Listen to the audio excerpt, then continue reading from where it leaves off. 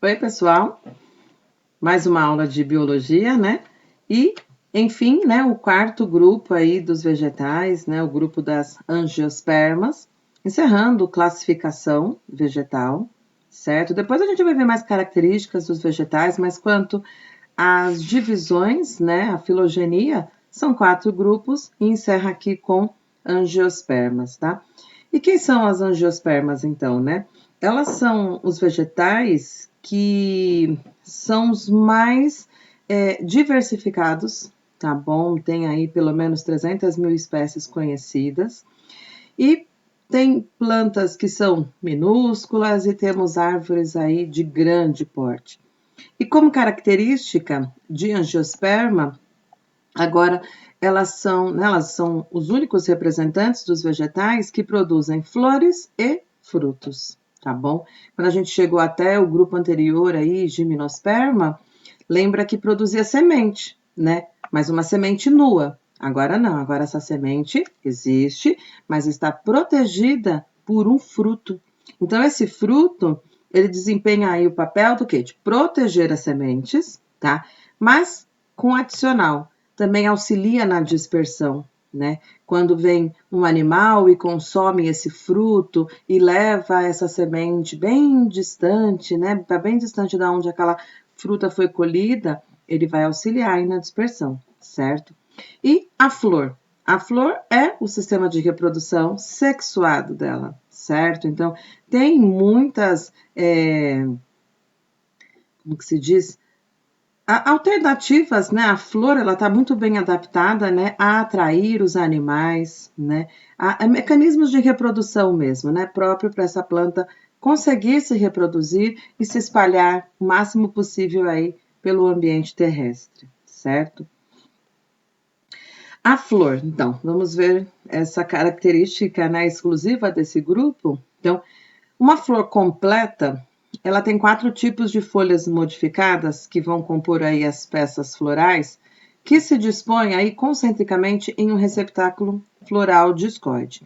Por que eu falo flor completa, tá? Porque nem todas as flores têm essas duas estruturas, a feminina e a masculina. Nós temos flores que têm apenas as estruturas femininas. Tem flores que têm apenas as estruturas masculinas.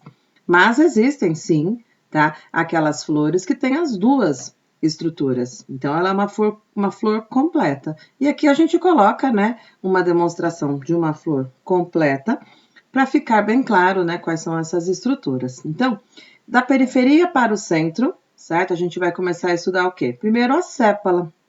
Observa aí na imagem que a sépala, normalmente ela é verde, tá? Tem algumas que fogem à regra aí, mas normalmente ela é verde. E ela tem um principal papel de proteger essa flor antes dela abrir, que a gente chama de botão, né? O botão floral. Então, antes dessa flor abrir, ela fica protegida por essas estruturas chamadas sépalas.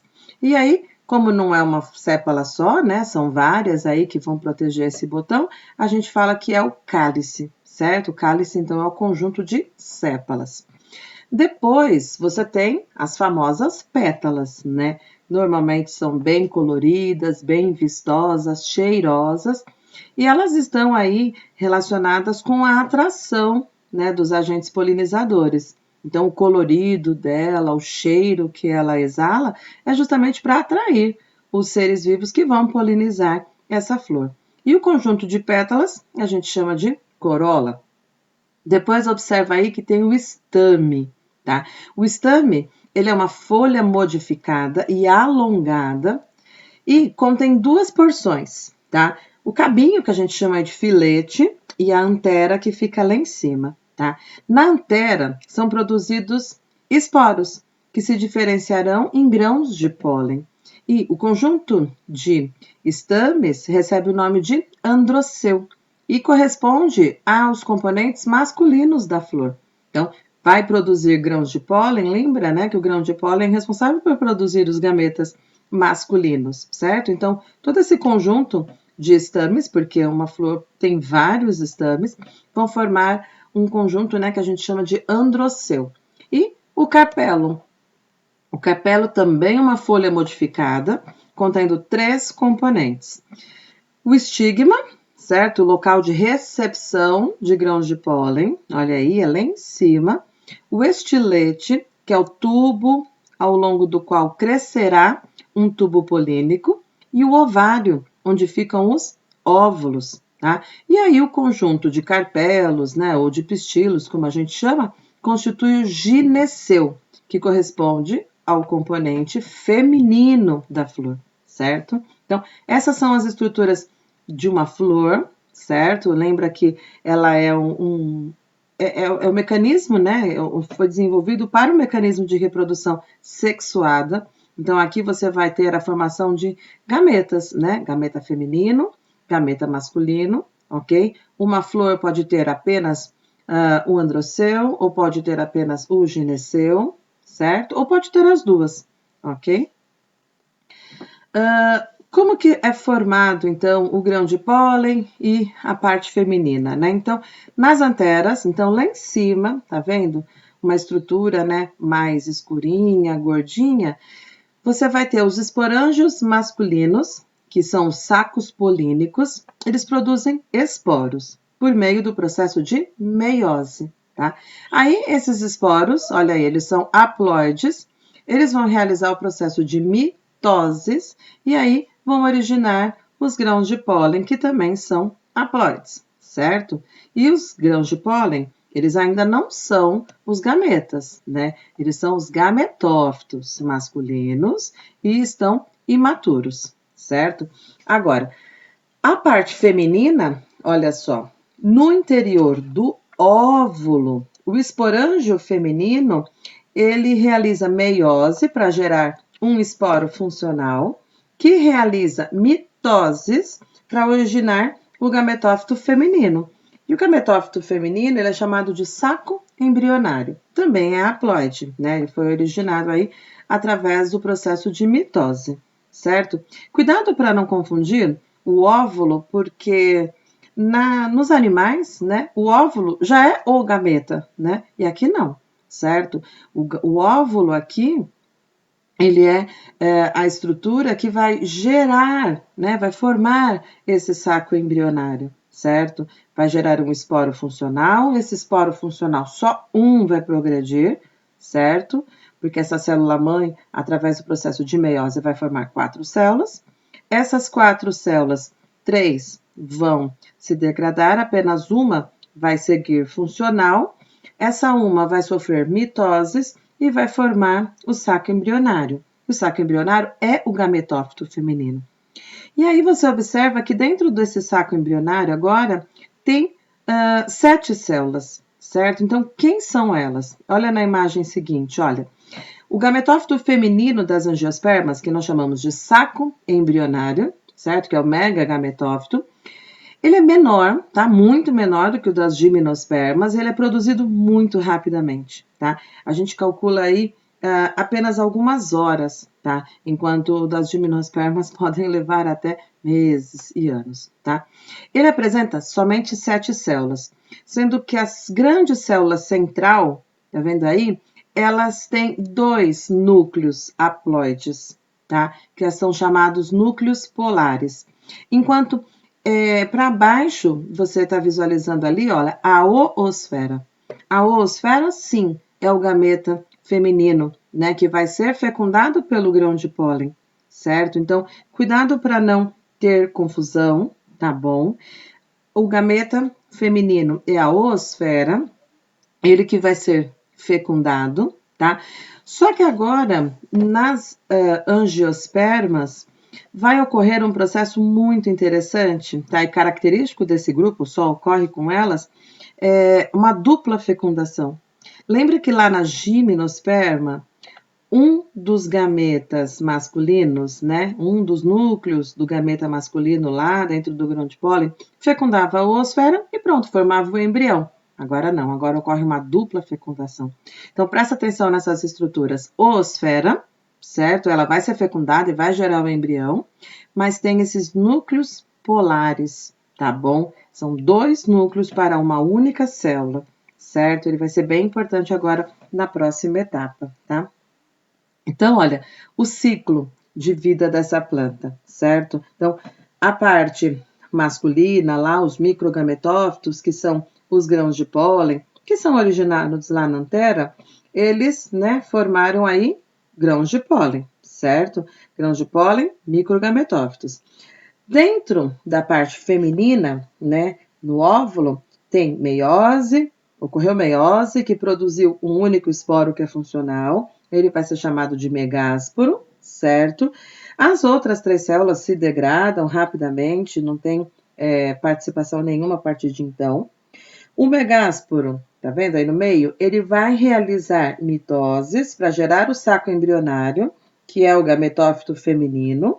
Ele tem 7 células haploides, sendo que são 3 antípodas, 2 sinérgides, que ficam ali do lado da osfera, tá? E uma grande central com 2 núcleos, né? Que são as chamadas de núcleos polares.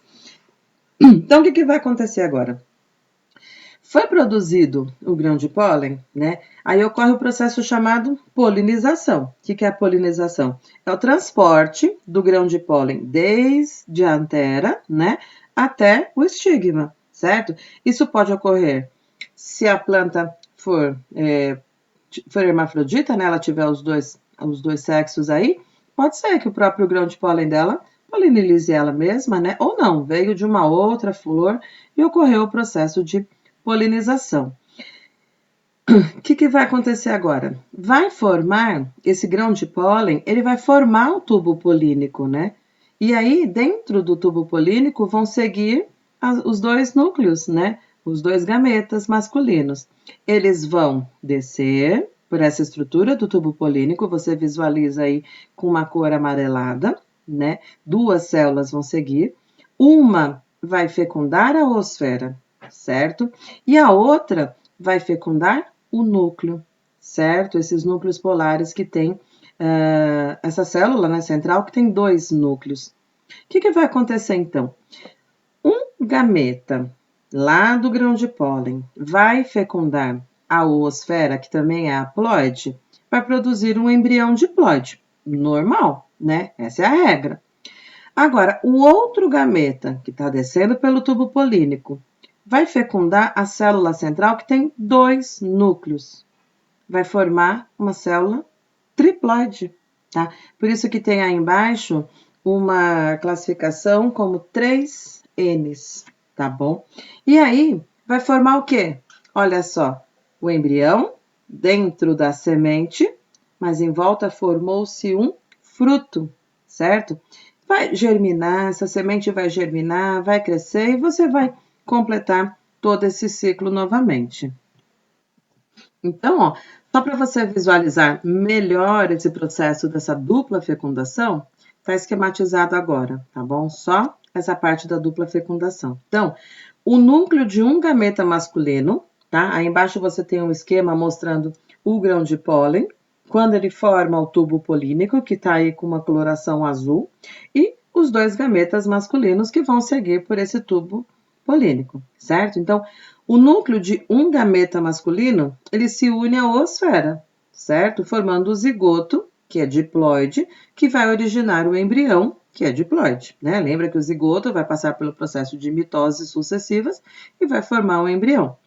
O outro gameta masculino, que também está lá no tubo polínico, que veio lá sendo gerado pelo grão de pólen, ele vai fecundar a célula central, unindo o seu núcleo, que é haploide, aos 2 núcleos polares, certo? Lembra que ele tinha 2 núcleos? Formando a primeira célula triploide do endosperma.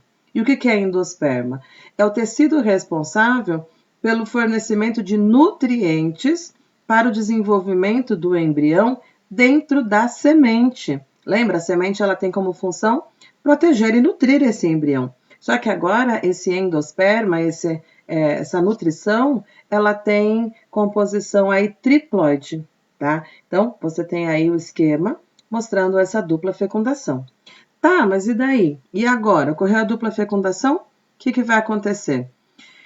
Isso daí tá ocorrendo, olha, dentro da flor, certo? O ovário tá ali dentro, olha só, a oosfera tá dentro desse ovário que está dentro do óvulo, e dentro do óvulo você tem todo esse evento acontecendo. Tá vendo? Está esquematizado ali. Então, após a ocorrência dessa dupla fecundação, as pétalas secam, né? Tem um momento aí que a flor seca, certo?